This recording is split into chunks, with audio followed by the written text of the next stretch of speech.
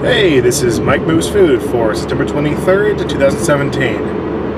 I have the day off for now, but, I decided to meet the wife for lunch at her work because, be a good husband every now and then. I have been married for almost a year now, and I gotta tell you, it's been great. It changed me. I've grown a lot as a person because of these new responsibilities, and I didn't exactly come from a super happy family growing up, so I guess it's more of a challenge because I never had that example to look up to. I'm just trying to do the right thing, and sometimes that involves a lot of cleaning, and sometimes it involves just meeting someone for lunch and saying hi. I have a few errands to run afterwards, but nothing serious. Tomorrow is the Mystery Dinner Theater, and I still have costume parts to get. By the way, I'm really happy that Halloween stores have a steampunk section now. Like, it's become a thing. It's really cool to me. Like, sure, it's nice to have like high-end products. I mean, people who do like real steampunk costumes, like the quality kind that have like brass, brown leather, smoked glasses, a tailored three-piece suit. Like, that will cost you a lot. I used to joke because my old like casual costume for like Dragon Con was walking around with burgundy dress shirt, black suit, and a pair of goggles in my head. It was like, I'm like, oh yeah, I went a little steampunk on it, and people were just like, dude, you're trying to still have money. Stop that shit. It's not gonna work. But a few years back, I went to Contemporary, which is a steampunk convention, and saw a lot of creativity. One of my favorite guys was this dude walking around steampunk tailor. He had a bunch of like spools, thread, bobbins, needle, like apparatus. Like, you honestly believe the guy could just walk up to your costume and just like sew something on it. It's kind of cool, It's like, hey, creativity. For those of you not familiar with steampunk, this is a world in which steam technology was chosen over fossil fuels like diesel. I really hate to use this example, but if you ever watch Wild Wild West, it's a pretty good picture. That time period, that technology, but Victorian Europe instead of America. And I like it as a setting. And the convention scene, I'm told repeatedly that all the goths switched over to steampunk so they could switch from black to brown leather and, grow and age a little bit. But, like, that was a thing. Late 90s, early 2000s. Part of me still misses it, but, not sustainable. And for steampunk novels, look to early Jules Verne. And modern steampunk novels, Jim Butcher, the guy who wrote the Dresden Files, had a series called The Cinder Spires, which is amazing. I love this series, and I'm almost to the point where I'm like, stop writing Dresden Files and focus on this. But do both. Both is good. Both is good. Both is very good. It captures the genre so well. Because airships are such a huge part of it. The idea that there's a boat of some kind that flies, and you have these amazing air-to-air battles with old maritime traditions. It's a wonderful, rich setting. It's full of potential. And they even explain why everyone wears goggles. It's because most of the habitation is like inside of a large megastructure, which is, it doesn't get natural sunlight. They get like ether lamps. So the first time a character walks outside, she's like, oh god, the sun is so bright, I've never seen it before. And the guy's like, here, put on goggles. And I'm like, oh, it all makes sense. But I don't know if that's what I'm going with. It's going to be kind of a masquerade thing. I have ideas. Like, I have a vague look in mind.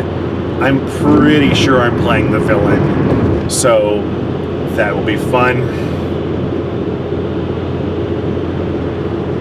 And I love these mystery dinners because, like, the amount of effort that goes into setting them up is interesting to me. Like this one, I've been given 3 phone numbers and 3 messages.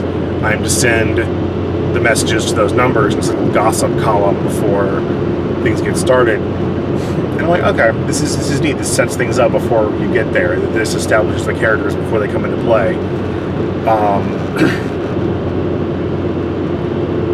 I hope everyone else doesn't, because I haven't received a message yet, even though I've sent out 2 of my 3.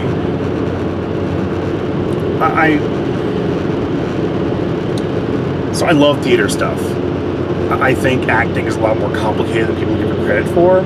I think that there are a lot of emotions you have to deal with and that can be safely released into a theater setting. And, you know, I like villains. To me, the hero's one who laughs, but the villain makes the story interesting. Like, every time someone's like, oh, hey, there's a new superhero movie. Like, okay, cool, who's he fighting? Like, I know what the hero's gonna be, because he's the title of the movie, but who's he fighting? It's like, I was a big wrestling fan for a while, and I always liked watching the heels perform. The heels are the ones who are gonna make the audience hate them. They're the ones that, like, it's the hero's job to stop them. It's just, it's fun, because you can tell these people are having a good time doing it. You can tell they enjoy being heels. You can tell that deep down they're probably cool people out of character, and it's the faces who are like more full of themselves. But I've played these parts before where you're like, I'm gonna do some bad things to get the audience to pull heat on me, and it's a lot of fun being that character for a while. It makes it creates drama, creates tension, makes the story better. So, if at all possible, I'm gonna play a villain. I mean, a lot of the characters here are gonna be my wife's co-workers, so not a lot of like theater kids or theater people. I'm gonna have fun. I'm going to have a lot of fun. You see, this is weird for me because my work is in the opposite direction from hers. So, like, these aren't exits I'm familiar with. What?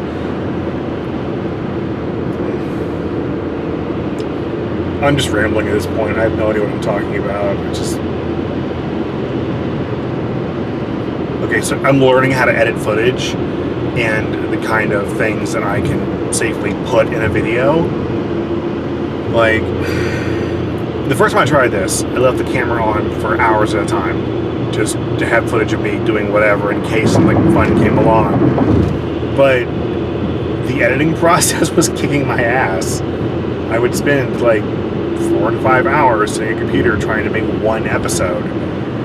What I'm doing now is turn the camera on when I have something to say or talk about, and it's made it easier, but I feel like I could be a lot better still. Like, I have a lot of learning left to do. And I want to make a good show, even if it takes a little while. And anyone who watches this, I want to thank you for sticking around and, you know, seeing how things go. Well, we're almost here. Catch you on the way back. Have you ever had an article of clothing? It's in your closet. You know it is. Like, you never use it, but you know it's there when you need it. And then you need it, and you discover that you threw it away because you didn't need it for so long. And you have to run to the store and buy a new one and really hope they have your size. Well, I'm doing that now. Okay, I got what I needed. Just got a few minutes before I'm home. Today has been nice. I didn't do fuck all before noon. It's usually a sign of a good day.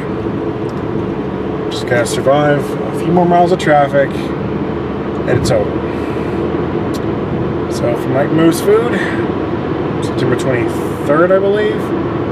This is Mike signing out. Tip your drivers. Have a good night.